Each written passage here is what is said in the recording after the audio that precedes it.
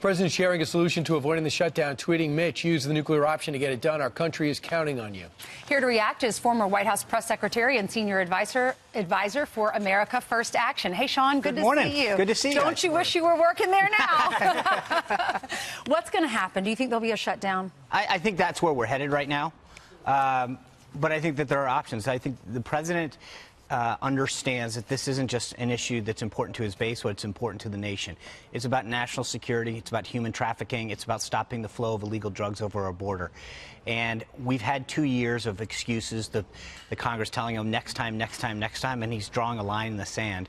Make it very clear that this is the last shot that we have. Because the reality is Nancy Pelosi takes over the House January 5th, and we're not going to see any action. So if we're going to fight, this is the fight now. Sure. And, Sean, it looked a couple of days ago like the president was going to cave on the wall because it looked like the House was going to wind up with no money for the wall, Senate no money for the wall. It seemed like he was okay with that until Mark Meadows, according to Politico, picked up the phone, called him and said, hey, Mr. President, you ran on this and conservatives have your back. But he's absolutely right. I mean, and that's not just conservatives. I think this spans a much broader spectrum of Americans that understand what's at stake. But who was giving the president that I think advice? my guess is that you had a lot of congressional leaders that said, Mr. President, it's Christmas time. We've always lost shutdowns. But it took reminding people that the last time we had this shutdown, the Schumer shutdown, it wasn't until President Trump that Republicans actually started winning on this idea of fighting for principles, fighting for the right policies, fighting for things that make the country better.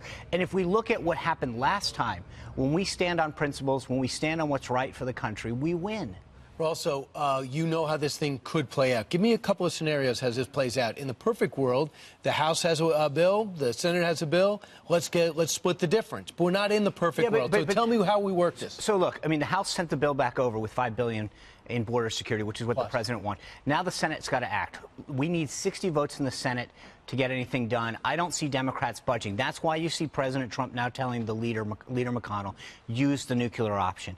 Go to 50+1. What do you think about that? And I think this is this is the fight to have. We know that Democrats did everything that they could when they controlled the Senate to get what they needed to get done. This is the time. This is the right issue to do this. What if the Republicans, they vote for the nuclear option? That happens. Can they vote back? Can they vote it to be reversed? No, but once since the House sent it over, if the Senate goes to 50+1 and passes it, it goes to the president's desk and it's a done deal. Are you going to feel good about that if it's a majority Democrat in the Senate and it's President Cory Booker? Well, I don't think that'll happen. But if there's a Democrat, when a Democrat eventually gets the White House. And look, here's what we have to understand. The Democrats, when they were in charge, did everything they could to change the rules to benefit them.